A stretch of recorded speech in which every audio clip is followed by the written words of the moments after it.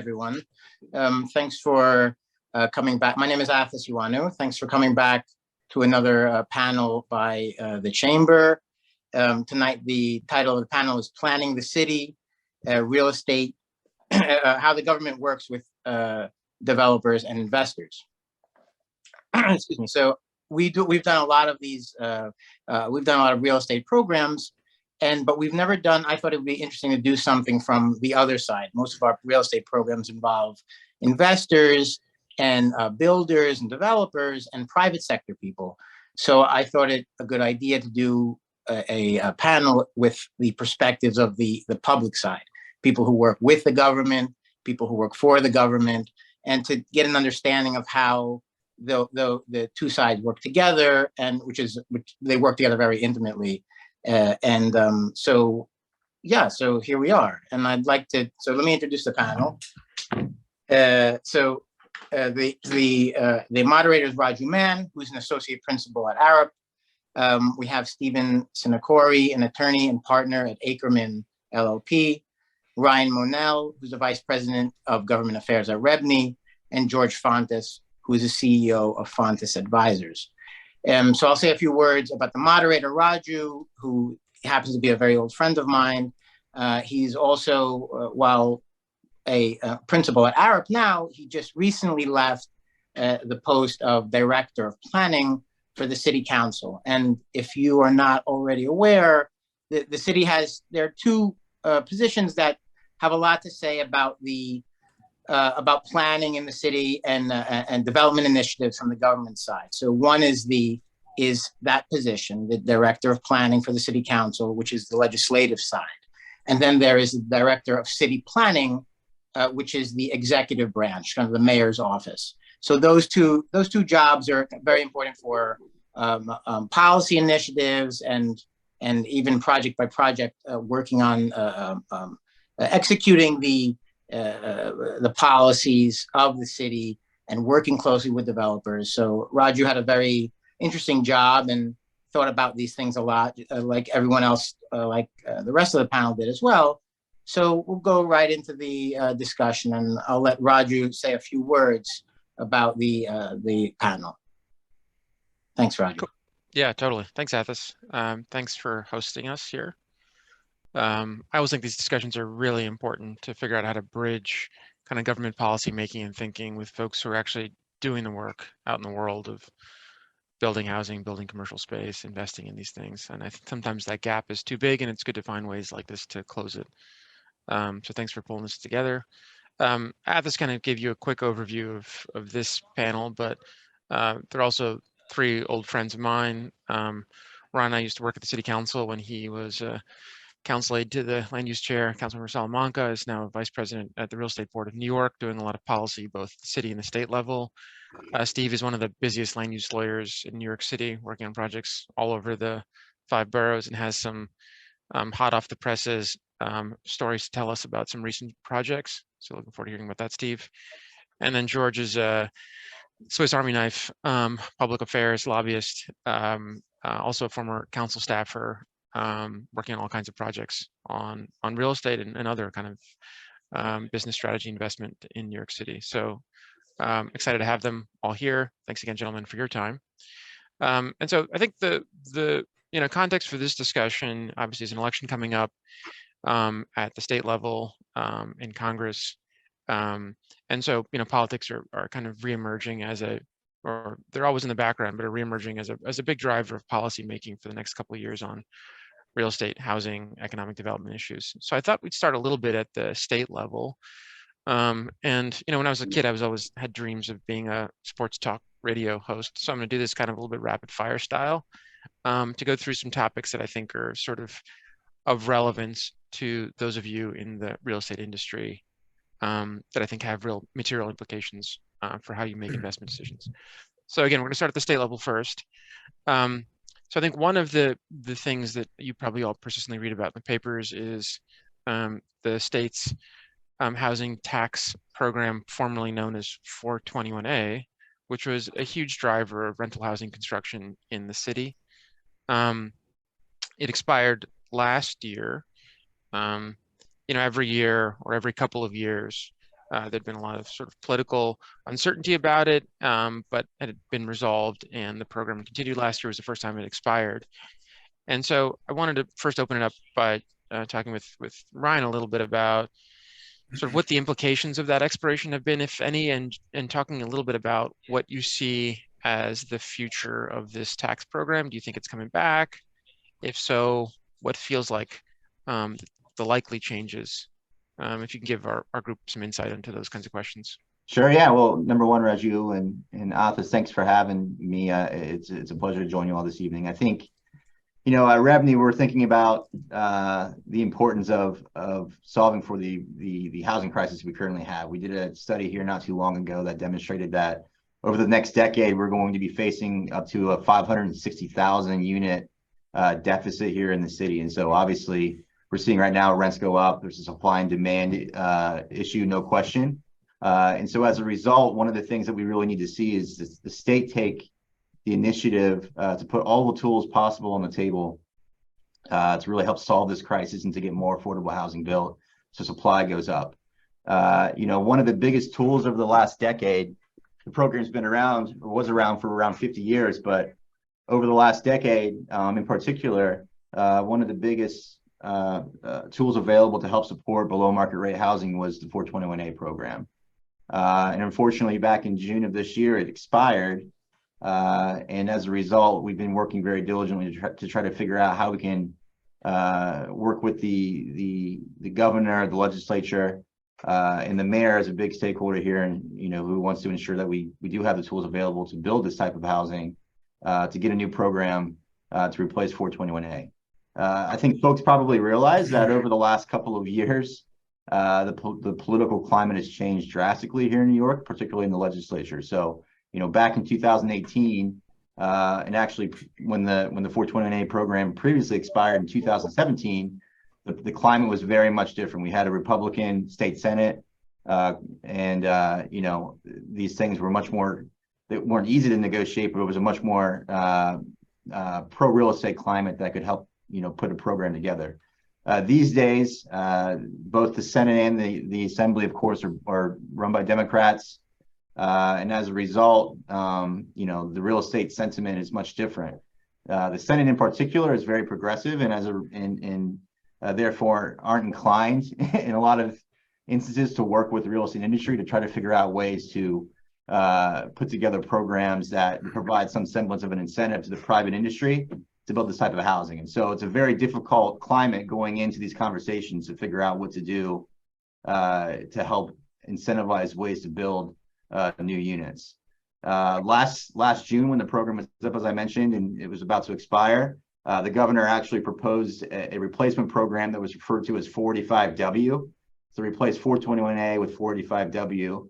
The whole aspect of this that was really important to a lot of the legislature was the level of affordability. And so one of the biggest critiques of 421A was, was sort of a giveaway in their minds to private real estate without the ability for real housing production to demonstrate deeply affordable units. So 485W tried to respond to that by creating an aspect to where the top tier of what they could refer to as an average median income unit that could be produced under the program went from being 130% AMI down to 90% AMI, which meant rents would be lower if you do take advantage of the abatement program going forward.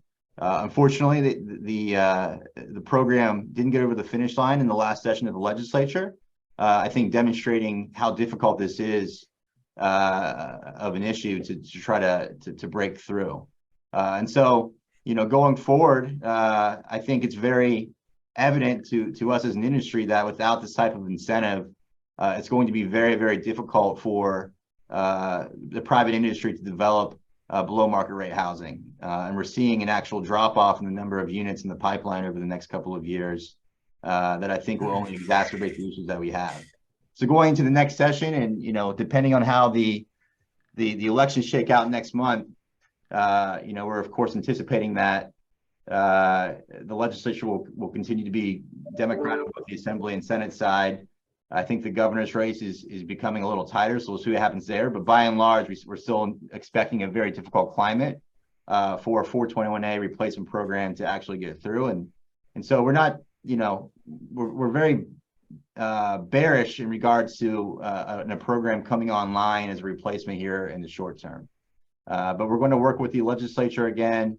We're going to work with the governor. The mayor will be part of a conversation to try to really push to make folks understand how important this type of program is. And if it doesn't happen this year, we'll keep on trying, but it's an important priority for REBNY at least.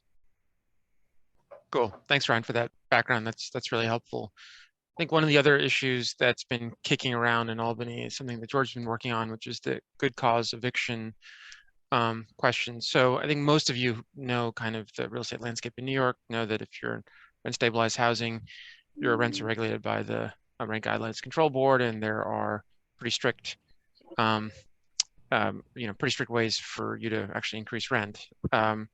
For buildings that are smaller than 6 units, those are largely unregulated. And so there's been an effort from politicians recently in New York and really around the country to find a way to regulate rents for smaller apartment buildings, which is, I think, largely the thrust behind this good cause eviction bill. So, George, do you want to tell us a little more about what you see as kind of the bill itself, or the concept, and sort of what you see as what its future looks like in the next few months or few years? Sure, Raju. Sure, Raju. Thanks for having us also. And Athos, thanks so much. Look, I think that this good cause eviction legislation in Albany, which many of you are probably very familiar with, and Raju just did a good job of outlining, is an absolute disaster for the state of New York. And I'll get into good cause in a second. But if you think about the fact that if you look at other major cities, like, for example, maybe Miami, the housing production, the rate of rent is increasing in other cities at a higher rate than they are in New York. And I can't tell you exactly what the rates are in every market, but they're rising higher in every other market than New York City. You add on top of that fact that the rents dropped as a result, initial result of COVID, and now they're coming back up again, as Ryan talked about before, but they're coming back up at a slower rate than other markets. Says to me as a developer, well, why am I building here in New York City? It doesn't make any sense. I'll just take my money, because the money can go anywhere, and I'll just build in Miami, for example, right? And in fact, a lot of you are probably doing that or considering doing that, right? So you take that, and then you add on top of legislation like 421A that goes away, that Ryan did a great job talking about, and we have to fight to get something back. And then on top of that, something like good cause eviction, which more or less says that you don't have any right to evict someone in your unit unless there is an extraordinary cause for it. And that cause, by the way, is not an inability to pay their rent of a certain amount. And if you want to evict them, you have to go to court, and you have to pay for your lawyers, and that takes time too, right? So really it gives them, it gives the tenants a first right of refusal on your property, okay? So you start piling all this stuff on top of each other all at the same time, and developers like yourselves and other business people like yourselves say, what do I need this headache for? And that's the great concern, right? Yes, we need to beat back things like good cause eviction for our existing infrastructure, for our existing housing, no doubt about that, right? But we also need to beat it back, because if we don't, and you add in all these other things, forget about it. There will be no housing in the state of New York for anybody, which is going to result, by the way, in the cost of housing going through the roof. I mean, if you think it's expensive now, wait until everyone just stops developing altogether. The price of housing is going to go through the roof, and not just on, and the ability for people, like, for example, a young family who has a child or is maybe a recently married couple, and they're having a child, and they live in a 1-bedroom apartment, and now they need a 2-bedroom apartment. That 2-bedroom apartment is going to be extraordinarily expensive, right? Or they're having a second child, so maybe they need a 3-bedroom apartment. The 3-bedroom apartment is going to be extraordinarily expensive because of all these things having piled on top. of each other, and the result of the policy of good cause eviction, and what will happen mathematically if that legislation, economically rather, if that legislation gets introduced or gets passed. So these are, from my perspective, existential problems. These issues that we're facing, particularly in the housing market, and that Ryan at REBNY is fighting the good fight. I'm fighting the good fight as a representative of the larger real estate community in New York, and Steve is fighting the good fight, is trying to build more of it. This is really a fight for the future existence and success of our state and our city, and that's why it is critically important that we focus on it. I would not want. I personally would not be building anything but, if I was a builder, anything but market rate units in New York right now. There's just financially, there's zero reason to be trying to do anything in the affordable space. The screws get put on you so tight by the government now, and the potential for future tightening of those screws is so high. The risk factor is so high. I just wouldn't be doing it. Okay, we got some sobering words from George. So it's going to be, I think for those two items and others, an important session in Albany next year to sort of sort through whether, as Ryan was describing, this housing tax abatement for rental housing is reinstated, and as George was describing, if there's additional restrictions placed on property owners with respect to the good cause eviction proposals floating out there. So I'm sure you all will be reading more about that in the papers, and obviously encourage you to reach out to those two gentlemen if you want to get into more detail there. But transitioning from the state to the city a little bit, Steve, I want to come to you and talk to you a little bit about, you do a lot of work with the agencies that are responsible for development and growth in the city, Department of City Planning, Department of Buildings, HPD, on and on and on. Just curious if you can give our folks perspective on what you see as kind of this mayor's, this administration's priorities, and maybe use the Throgs Neck project you were describing earlier as a way to sort of explain practically what that means. Sure. So, really, when this mayor came into office, he said, the city's dysfunctional. He said many of the agencies are not talking to each other. He numerous times pointed out that in order to open up a new hotel or a new business, you needed to get a fire department inspection, which sometimes took 6 months. And so he really set out and said, I want to change that paradigm, and I want to bring in new people, and I want the agencies to talk to each other, and obviously create more affordable housing. Most of the affordable housing that I'm working on is through one of the programs called mandatory inclusionary housing, which Raju, you're extremely familiar with, and that's really done through the rezoning process. And that's where, where I come in and say that process has been, you want to encourage people to build new housing. Like George said, he wouldn't build any affordable housing, but you want to encourage people to build new housing and affordable housing. And the process, that there's no more land in the city, and the land that there is in less dense areas of the city, the zoning needs to be changed. But that process takes anywhere from 24 to 36 months. And actually, that's what happened with the rezoning that we recently saw, called the Throgs Neck rezoning, in a lower density area of the city, where we had wanted to put some modest development, in total 4 buildings, 339 units of housing, which included 100% affordable senior housing and housing for veterans. And that project had received so much pushback from the local community that it almost did not happen.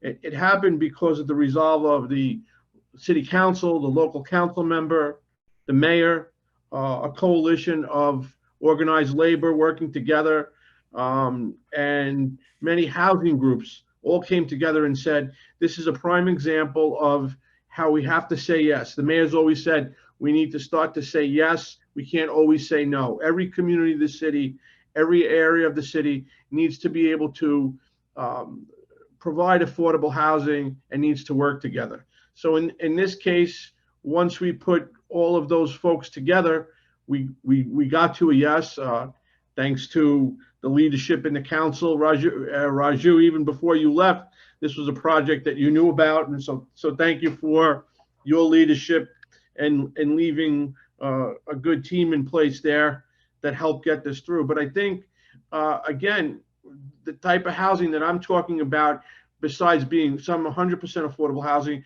the mandatory inclusionary housing, it's very difficult to build it without some sort of tax incentive. So without the 421A, we could approve all the rezonings that we want, and unless the project is going to use subsidy from HPD, which there's very little of, we're going to end. We're not going to build that housing. So I think it's very important that going into these sort of projects that you start early, you start talking to the community, you start talking to the council member, you especially talk to people in Raju's former position to try to get these projects across the finish line. But again, it's without the tax abatement, I think it's still going to be challenging. And when we say we need 500,000 units of affordable housing, without thinking outside the box and coming up with innovative ways to do it, it's gonna be I see it as tough.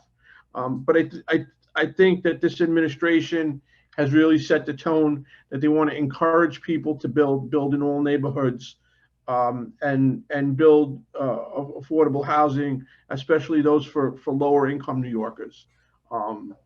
Going on and talking about, and it may be, George, I don't know if you want to talk a little bit about what's happening in HPD, but coming into this, HPD has projects that probably hundreds of projects, maybe more than 200, that need to be financed through subsidy and bond cap. So if you're building a market rate building, on one hand, you're using 421A or 485W, but if you're building a project that's 100% affordable, you're using low-income housing tax credits, you're using bonds, you're using bond cap that comes from the state. So so there's also a backup there. So you might finish your rezoning that you've worked on for 2.5 years, and now you're going to wait another 3 years to finance that. So I think and the political wins are very important here, because we have to make sure that the city, I think under this mayor and this governor, they've been able to work together. So I think the city will eventually get more bond cap and more money for housing, but it's still, again, challenging. It's a monumental number of units that we need to build, and the only way that you could build those units is certainly taking land that's underdeveloped and increasing the density so that you could provide it. And then you're dealing with many different council members. 51, Raju, I don't envy your former position, but it's 51 different mayors, almost 51 different folks that have different ideas about what the housing should be. So it's very, very important that you go in eyes wide open. But I think that this mayor has encouraged us to move development forward and think outside the box. So that's where I stand. But Throg's Neck was interesting, but I think that at the end of the day, everybody made the right decision there. And you're gonna have veterans housing, senior housing to get together, which I think is wonderful. Steve, the reality of it is nothing's changed. You amongst the three of us on the panel and 4 of us on the panel, you are 1 or 2 years older than a couple of us. So you've been at this a little bit longer, right? And I've been lobbying on rezonings in New York City for 16 years, right? You have been for a little bit longer. Nothing's changed. The city council still does what the city council does. There's still the council members are still difficult to deal with for the most part, right? You need good leadership in the mayor's office to help get these things across the board. I think we have that now. I think we have a great leadership from this perspective from the mayor, and I think it only gets stronger the more and more he finds his voice in a real governing way. I mean, he's still only 9 months in. We feel, we sort of look at him and say, oh, he's the mayor, he should solve all these problems by now, but he's only got 9 months out of 8 potential years, right? But I mean, from my perspective, we're never going to get to 400,000 new units built. I mean, at least, I mean, we're lucky if we get a couple thousand every year, maybe 4,000 or 5,000. I know they say they built or saved 16,000 last year. They were supposed to build 25 or save 25. Forget about saving, building, right? How many units? You did a great project, 340 units, right? That's awesome. Senior housing, veteran housing, critical. We absolutely need those for sure, right? How are we going to get to 400,000 when we're doing them at 400 a pop? You know?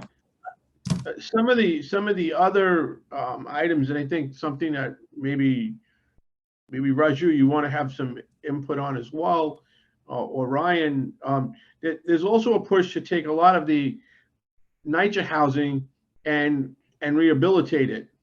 And I think that's, that they're going to include that in that number. So there's been a move to take some older NYCHA assets and rehabilitate them into new apartments. And some of that they do, believe it or not, with the tenants in place. It's I've seen that done. So that's I don't know if you have any thoughts on that, Ryan or Raju, but that's something that could put a dent in it. Yeah, I would just say, and that's a great point, Steve, and sort of continuing the trend with or the conversation around the city council in particular. In the legislature to a certain extent, but I think what we're seeing is that all cards need to be on the table. We're at such a big deficit, and as it pertains to the number of units that are needed in the city, that not one tool will solve for that. So looking at what we need to do with public housing, there was a trust that was established that will help offset some of the capital expenses that are needed. That was established in the last legislature. It's a big move, but the private sector is going to have a huge role to play here. And putting the tools on the table that are needed, like an abatement program, other incentives. We're talking about conversions of commercial space into residential space where that's practical. Same with hotels to a certain extent. But the one thing that's sort of a thread throughout all of this is that our legislators and our council members are super important in center of these conversations in terms of making these decisions. And we're finding that a lot of education is needed. In terms of, number one, how important the private sector is, right? A lot of folks want to demonize, because it's easy to demonize real estate in this town. No one wants to see rents go up. No one wants to say good things about their landlords. But the reality is that the private sector is critical to actually making this work, to get us out of this hole. And so that's the first aspect of this. And then secondly, math is at the center of all of this, right? Steve was talking about, to a certain extent, HPD and the amount of subsidy that is often needed to actually get housing to the levels of affordability, number one, that are necessary for this for housing and the folks who live here, but also from a political perspective is oftentimes what our legislators and what our council members want to see, right? And so understanding and educating folks, and this is why having these conversations with all of you is really important, because you all know firsthand what it takes to actually build or retain or preserve housing in New York City. And so making sure they understand the math, number one, what it costs a private landlord or a developer to either maintain their property or build a new building is really important. Folks aren't just sitting on piles of money to put into these buildings like a lot of these legislators think. And so making sure they understand the dynamics of that. And then secondly, even if we do get more money from the state going forward to help subsidize some of this housing to make it more affordable, that is a finite amount of money. And so we're having these conversations oftentimes, particularly with the city council, to where they want to get to deeper and deeper levels of affordability. But there needs to be a realization in regards to what that actually means for the overarching health of the city. and what it means from project to project as it pertains to the amount of money that's actually going to go in to get to deeper levels of affordability, particularly if that affordability doesn't actually reflect the rents of that neighborhood, right? And so this is all a big challenge. I think that, you know, a lot of us, Raju certainly has dealt with this over the years. We're dealing with it at REBNY. George deals with it. Steve deals with it. But I think if any of you happen to talk to your legislators or council members, it's important that they understand and hear from you the challenges that the private industry is facing right now. Cool. Look, Raju, you know, I think on this, I have a radical idea that I'm going to throw out. I just came up with it, so it's clearly after 5. Okay, here's a radical idea. I would love for Ryan, Steve, Raju, for you guys to think about this and tell me. I know it's nuts, but it's a radical idea. Okay, the reality is that there is not enough land in New York City to meet the housing goals. There just isn't. Okay, we're not going to start tearing down 100-unit buildings to build 200-unit buildings. Like, that's just not going to happen. Okay, and the political fights are so insane just to get 400 units. Like Steve did a masterful job, but the war that he went through to get it in the press behind the scenes is just not sustainable. It's ridiculous, right? So here's an idea. First of all, why don't we make a regional approach to housing, not a New York City approach to housing? And this is something that Ryan and I are working on with other housing organizations around the state. We created a coalition which is advocating for an agenda, which we're working on putting together now, for what are all the solutions, not just one solution, but all the solutions for our crisis, number one. Number two, while thinking about it from a regional perspective, right? Everybody doesn't have to live in Brooklyn like I do, where I'm born and raised, so I'm allowed to be there. But in Brooklyn or Manhattan or Queens, you can live in Westchester, you can live in Nassau, you can live in Jersey City, you can live in other places, right? And maybe even have a better commute to Manhattan if you even commute anymore to begin with, right? But so while thinking about it regionally, how about this? Rather than give, my real estate clients are going to hate me for what I'm about to say. Rather than give the financial benefit to the real estate developer, give the financial incentive to the local government. Incentivize from, say, the federal government, local governments to make dramatic rezonings in their communities that benefit them with a dollar benefit. So Westchester, you rezone your tracts of land there. We, the federal government, will give you $100 million for XYZ public benefit, right? Or name the number. It's just a concept, right? But let's see if we can incentivize the people who actually have to make the decision to actually do what we need them to do. If they can rezone the properties, the developers can figure out the math, right? It's all math. But if we could build more, higher, better units, more efficient units, whatever, we'll figure out the math. The problem is that there's no place to build, and the risk, the financial risk on our clients, Steve's clients, my clients, to undertake a ULURP or rezoning is so insane. They just say, forget it, right? Steve, I know your law firm does very, very well on rezonings, but I'd imagine, knowing what I know about all of the land use attorneys around town, that over the past 3 or 4 years, the discretionary actions where we have to go to government and ask for a rezoning have dipped in activity versus during the times of Mike Bloomberg and very early de Blasio. Well, yeah, so George, let me pick up on that thread just for a second, which is, I think you all are, emphasizing, one, the political nature of these decisions. I think loud and clear that the future of development and growth is really a political conversation.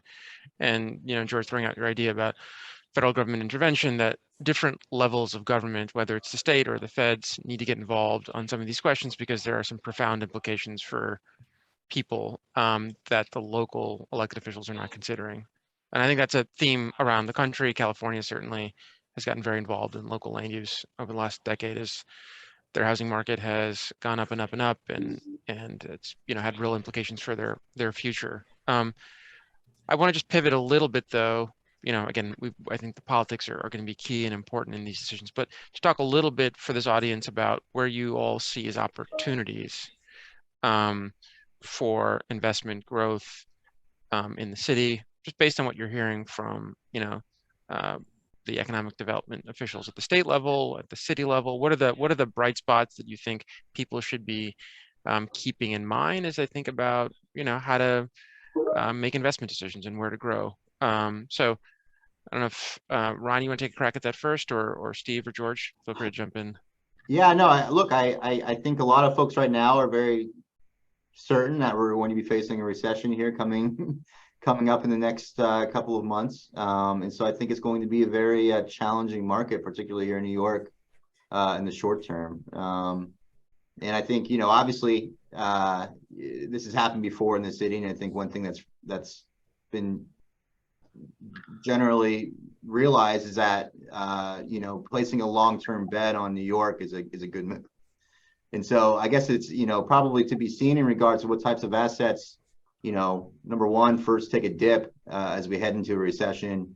Folks like some of the big players like BlackRock, Blackstone, what they liquidate. And then obviously, what emerges outside of a recession as we start to bounce back as opportunity. And so I think it's yet to be seen what happens there. On the commercial side, this is why the idea of conversions is so important.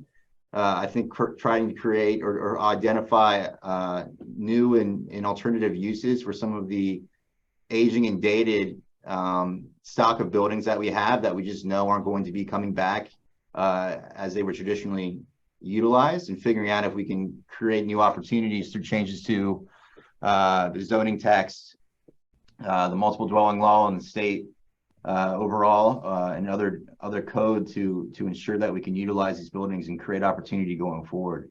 And so that's something that we're really focused on at REBNY, to try to figure out if there's vehicles there that will really start to help reinvent our central business districts. Very similar to what we saw in the 90s and particularly after September 11th in downtown Manhattan with 421G program that helped convert a lot of the 1920s, 1930s office space into condominiums and rentals. I think the idea now is to see if we can replicate a program similar to that coming out of the pandemic to help envision and revitalize areas of potentially Midtown, continuing downtown, and oftentimes, the conversation also leads to downtown Brooklyn, Mountain City, places like that as well. But I think going into a recession and ultimately coming out of that, with the expectation that New York, of course, will again come back, looking at those opportunities and figuring out if we can start having those conversations now, understanding that oftentimes these things take many years to start seeing realized. We might see some opportunity there. Cool. Thanks, Ryan. And maybe just a little bit more detail on the office conversion piece of it. I think there are, as Ryan was saying, there's a class of buildings, mostly Class B and C office buildings, meaning those that command less than premium rents, that have higher vacancy rates, as we all know, post-COVID. And like was done in Lower Manhattan, there's a question around flexibility both from a zoning and a multiple dwelling law standpoint to allow for the conversion to residential in particular. So it's a live conversation. Steve and George, I'm curious from your perspective too. I know there's a lot of concern in many ways about the future of development in the city, as you guys both articulated. Where do you feel like are the bright spots in terms of where you think people should be looking to invest and consider growth? So, I mean, from my perspective, a lot of people are still very bullish. I agree that maybe then, I agree with Ryan that things seem to be softening, but a lot of people maybe are not realizing it, or it's not sunk in, and they're still very bullish, because I see people coming every day asking about sites all over the place, particularly in, just pick some of the neighborhoods, southeastern Queens, Jamaica, parts of the Bronx, Flushing, Rego Park, other areas, a lot of the ethnic historical ethnic neighborhoods of the city. There are people that are still seeing, still seeing population growth, and when you have population growth, obviously you need more housing. So I think on one hand, maybe the smaller, more entrepreneurial developers see it as, they're in for the long haul, so they're willing to wait, 4 years, 3 years to go through ULURP and 2 more years to build their project. But on the other hand, when the interest rates go so higher and the projects don't pencil, you're going to see a lot of land banking, waiting for things to turn back the other way.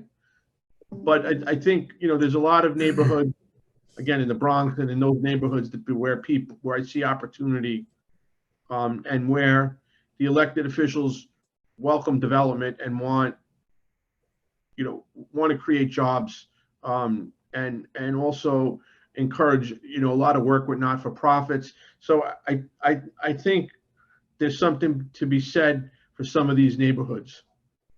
I think Steve is right about those parts of the outer boroughs, especially those that are connected to arterials or close to arterials. I'm going to tell you 3 areas outside of housing where I think that there's opportunity. Number one, life sciences and healthcare. It continues to grow. It's a needed and wanted use in Manhattan and in parts of the outer boroughs. And there's a strong desire by our friends in government to do all that they can to support that use, especially life science laboratories and things of that nature. So there's a huge opportunity there. If you have the opportunity to develop a life sciences building, do it. You're printing money. Number one. Number two, you should be thinking about, believe it or not, this is going to sound crazy, but warehouse space. If anybody is in the market for warehouse with shipping, with docks, loading docks, basically doesn't exist in New York anymore. They're extremely difficult to find. If you go on the MLS and look for ground floor with a dock, you can't find it. So if you have the opportunity to find some land or find something that you could refurbish and renovate, that is I think a huge opportunity. That's number two. Number three, there is an incredible demand for these big sort of maker spaces. Think of like Industry City. Think of the Navy Yard, right? These big old warehouses type spaces, the loft spaces that can be converted into smaller 1,000 square foot type 500 square foot, 2,000 square foot spaces that are cost effective and are good for incubating, not tiny little businesses, but like decent small businesses that just can't afford big crazy rents, but also want to have access to a central business district like Long Island City or downtown Brooklyn or something like that, right? So there is an incredible demand for those types of spaces. The city of New York is trying to figure out how to build more of those spaces. The CEO of Industry City is now the CEO of the Economic Development Corporation. That's not an accident. And the city is seeing that huge area. So those are the 3 areas that I would be focusing on if I was building anything, would be life sciences, warehouse spaces, and maker type spaces. And if you want a bonus one, if you have $1 billion to build a Class A office building, build a Class A office building, because Class A office buildings are absolutely crushing in the market. There's not a surprise that Related said today that they want to build another office building in 750,000 square feet in the Hudson Yards area. There's a reason why these Class A office buildings are still going up. Yes, they're in a pipeline, but also they're doing incredibly well. So those are the 3 plus a bonus area in the development space where I'd be focusing on. I'd also mention the federal government is sending to New York State and city literally billions of dollars to buy all sorts of new, not just for infrastructure in the city, but to buy new things, particularly in the environmental space, solar panels, charging stations, all of this new technology that the federal government wants to encourage local states and local cities to develop out. If you're in a business that's in the space of doing innovative type things, not just development, but innovation work, then we should be having a conversation, because there are literally billions of dollars sitting in New York State and New York City, and they're just asking for people to tell them how to spend their money. Thanks, George. Good to see some bright spots in terms of what's out there, and I agree with all of that. And George didn't mention casinos, which we can talk about. Maybe it was our bonus round question around where the casinos in New York City might go. I just had a couple more questions, but if folks do have questions, feel free to drop them in the chat and we can kind of go through them a little bit. In terms of advice for working with government, for folks who are dealing with the Department of Buildings or dealing with the housing agencies like HPD to get affordable housing finance, or city planning, or small business, or fire department, or any of these agencies that have all of these surprising implications for how small businesses work in New York. I'm curious if you guys have, other than to give you a call, have any advice about how do small businesses best work with government? Do you have any sort of pro tips that you think they should keep in mind? Maybe George, I'll start with you and then go to Ryan and Steve. Yeah, sure. First of all, if you can get government out of your way, that's like the best thing, but that so often is not the case if you're a small business. And I think part of it is anticipating what your needs are going to be. I mean, I'm a small business, right? Anticipating what your needs are going to be and then trying to get out ahead of those is actually really important. What happens so often for small businesses, me being one I know, is that you address the problems in front of you right now, and you start to plan for your growth of your business over time, but you don't always plan for the problems you might have down the road. Right. So you need to start thinking about that and where government can actually help you. Government wants to help small business. It's like the golden child. They really want to help small business. Right. But you just got to ask for the help. And oftentimes, small businesses don't know how to do that exactly the right way. You can go to the Department of Small Business Services. This is a shameless plug, but often you wind up hiring a consultant like myself or others to support you there. But if the problem is big enough, you might need to do that. So, but there are lots of places where you can plug in. The first place would be your local elected official. The second place would be Small Business Department of Small Business Services in New York City. And the government is spending billions of dollars on trying to do everything they can to support small businesses. And so often they don't know about it. I'll tell you, I just found out about something yesterday. It's not an issue for me, but if you're a small business that has difficulty collecting your fees from your clients, there's a law that was passed a couple of years ago, which is called the Freelance Isn't Free Act. And basically what it says is if you're a lawyer or a consultant or any freelance type person and your client isn't paying you, you could email or call this Department of Small Business Services, and they will try to become your collection agency. This government will be your collection agency, basically. And there's no fee to you, and there's major penalties to the client. So the point is, all those resources are out there. I'm one of them. I have a small business. I didn't even know that this thing existed. It's existed for several years now. So I think I know I started with a doom and gloom on the housing front. But on the business front, I think that things are, I think we're in a really good position here in New York. We've got a government today that wants to support our businesses, by and large, at least an executive branch that wants to support our businesses. We've got a robust small business community that wants to support each other. And we've got literally billions of dollars coming from the federal government to help shore up our city. So, I'm pretty bullish on the business community in New York today. Cool. I would agree. I was I going to would one agree. thing.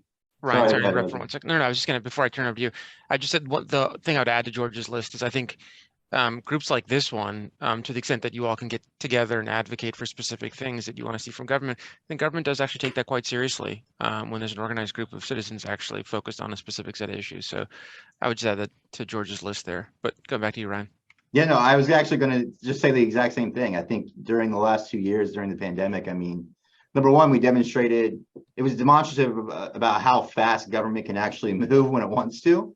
And I think, you know, credit to the last administration. I think this current mayoral administration has really built on top of that. But, you know, they got a lot of things done in a short amount of time that really helped demonstrate support for small business. You know, one thing that comes to mind that I know all of you will see every day is the open restaurants program, right? To where you're able to set up shop outside for the most part, much easier than you were before with the sidewalk cafe permitting process. And so, you know, look, we're seeing things like that being built upon with permanent programs going forward that hopefully will help them demonstrate a continued flexibility for small businesses, streamline permitting processes, things like that, that I think all of us by and large want to see.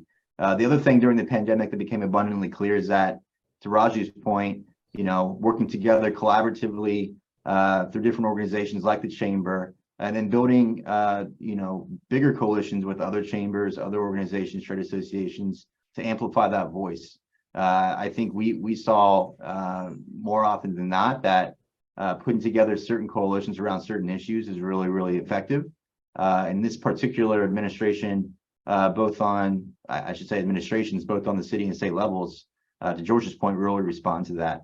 And so, you know, we're starting to see, I think, even opportunities to interact directly if you're just a common homeowner, for example, or business owner, with folks at the Department of Buildings. They have after hours where you can go in or get on a Zoom and speak to individuals about whatever issue you might be facing with DOB. The same with SBS, the same with DCA. FDNY has been a real challenge for a lot of folks, particularly if you're building out new space for your small business in terms of permitting and inspections there. We've been working very diligently with others like the Hospitality Alliance, other chambers, to figure out how we can make sure the processes for both plan review and inspections at FDNY are much more streamlined and are turned around much quicker. And I think we're seeing the administration, the mayor himself, really respond to the importance of that issue. And so hopefully we can continue to see results, but it all comes back to, as Raju said, you know, coming together and working to make sure that the concerns are heard.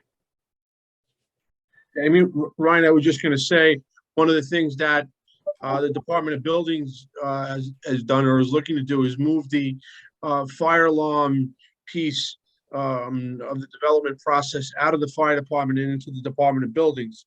They'll be responsible for the plan examination and the inspections, because a lot of times what happens is you can finish a residential building or a commercial building, talking about a small business, and you can't open for months because you won't have a sign off on your fire alarm. So that was one aspect. And then just following up, like you said, the department is reopening and has night hours for small businesses and people who want to come in and meet the commissioner and talk to them about what applications are before the department. So that and actually the Department of Buildings even came up with a more streamlined list of when they're going to issue a stop work order.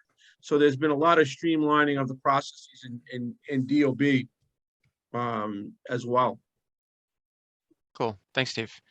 Yeah, and I just, at the risk of repeating myself, would just underscore, I think what a few of us were saying is that the more you can get together with like-minded folks, connect the dots around problems that exist, not just for you, but for other folks in your position, and then bring that to government, the greater chance, I think, of success to actually resolve that stuff. So I'm gonna do a little quick speed round. Again, if you've got questions, feel free to drop them in the chat, but just curious for some reactions on I think a couple of policy questions that have implications for the city in a pretty profound way. So the first is congestion pricing. I think as most folks know, that there's a proposal that the MTA has put out there in an environmental review form to charge drivers who drive into Manhattan south of 59th Street, a new toll. And there's some exemptions to that. the expectation is that if the current governor wins re-election, that'll proceed next year. And so I'm curious, George, Ryan, Steve, maybe in that order, if you have any predictions around congestion pricing or any thoughts on that, and we'll kind of go rapid fire on this. Yeah, sure. Rapid fire. So congestion pricing, it'll happen. It's going to take some time, and it's going to cause a huge war with New Jersey. So it's ultimately going to require a larger solution to it. It's not just going to be a New York solution. New Jersey's going to have their pound of flesh one way or the other, and see that play out in particular, particularly in the Port Authority. And the last thought on this, where New Jersey has a lot of leverage over New York, or at least with New York. And the last piece I'd say on this is congestion pricing. If it does not exempt yellow taxis, it'll absolutely destroy the taxi industry. If a taxi driver has to pay $20 every time they come in and out of the Manhattan core, it'll absolutely destroy the taxi industry. So if the government, if the state or city, it's the state government doesn't exempt the yellow taxis, they will be responsible for destroying that industry. Cool. Ryan, any thoughts there? Look, I also am very bullish on congestion pricing happening. I think there will be a lot of disruption. We'll see how that plays out industry into industry, but I think by and large, part of the future of this city is dependent on some of these big problems and challenges pertaining to traffic being addressed, and how that impacts and correlates with mass transit is really important. And so these are going to be big aspects of congestion pricing that are going to have to be ironed out. The devil's in the details, and so we'll see what happens. But I think eventually, in the very near term, congestion pricing will be a reality. Cool. Steve, you want to offer any thoughts there, or you want to stay out of this one? I mean, London has it, and it's worked. I mean, my concern with congestion pricing only is, I think, like Ryan said, some of the things need to be worked out. I'm worried about the restaurants and the small businesses that have to get their deliveries, and that's just with rising inflation, just adding more costs on top of the product that has to be delivered to these businesses, and passing it on to the consumer. It's just adding, just more on top of it. So that's really my concern. I think there has to be some exceptions or some limiting of going in and out, for the deliveries. That's my concern. Got it. Thanks, Steve. All right. And then two sort of after hours questions, one on casinos and one on marijuana, just to have some fun here a little bit as we wind this down. So first on casinos, I think as many folks know, there have been 3 licenses that the state has permitted downstate. I think there's an operating assumption that the 2 existing operators, the one in Yonkers and Southeast Queens, will get 2 of the licenses, and that leaves a 3rd. We'll see if that conventional wisdom plays out. But I'm curious, George, Ryan, Steve, you have any thoughts, feelings, ideas about where you think the 3rd casino license will end up? Well, I got to be careful here because we have a few members of REBNY that are part of this conversation, but it's increasingly probably a good bet, no pun intended, I guess, to say that the 3rd one will probably end up in Manhattan. But we'll see in terms of what proposal actually is the one that benefits from the license. Very careful answer from Ryan. Nicely done. George, Steve, any thoughts there? You want to take a pass on this one? I defer to George. I think I think the 3rd one will end up in Manhattan, and the amount of money that's being spent on lobbying. I don't have a casino client, for the record, but the amount of money that's being spent on lobbying on this issue would just sort of blow people's minds. It's hundreds of thousands of dollars a month across all the lobbying efforts just for this Manhattan license. I am concerned about what effect it'll have on the environment around it in Manhattan, but I'm not enough of an expert to be able to say if it's a good idea or a bad idea. I generally think it's not a good idea, but I have no idea. I don't know. It'll be interesting to see how it plays out. Yeah. Again, it's been in the papers a bit, and so this is in our hot stove portion of the conversation. a little speculation. And then you know, I joke about marijuana, but I think it's actually quite a serious conversation here about how that'll affect the retail landscape in New York City, how the licenses will be issued and dispersed.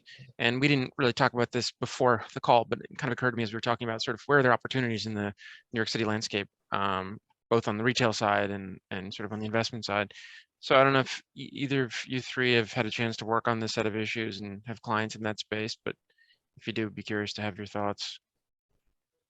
Yeah, I mean, I think just very quickly from where we kind of sit is, you know, we work very oftentimes with a lot of the brokers on the commercial side, so retail brokers and agents, and I think they see a tremendous opportunity coming on line next year with marijuana happening or becoming recreationally legal in January.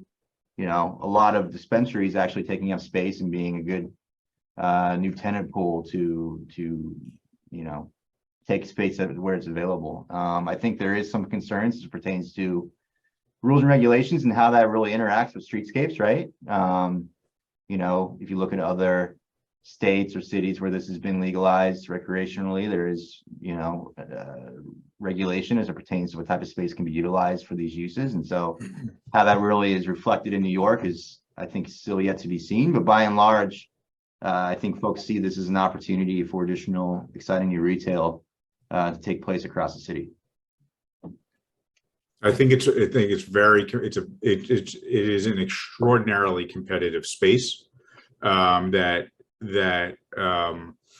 you know, what we saw is a lot of, I mean, really a lot, probably in the month of April last year, when 2021, when the law was passed in New York State, I must have been fielding maybe 3 or 4 phone calls a week from potential seekers of licenses for about a month. I mean, incredibly competitive, from small startups to big national suppliers and growers and suppliers, and they call them wholesalers. I think it is frankly a difficult space to get into because the competition for it is so fierce.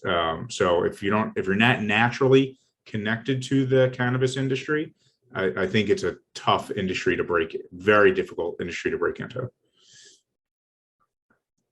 And then, George, I wanted to ask you, from my perspective, my understanding is right now the only licenses that they're issuing are those related to social justice, meaning that whoever's applying for those licenses had to have some type of criminal conviction in that area. So the general licenses are not available yet.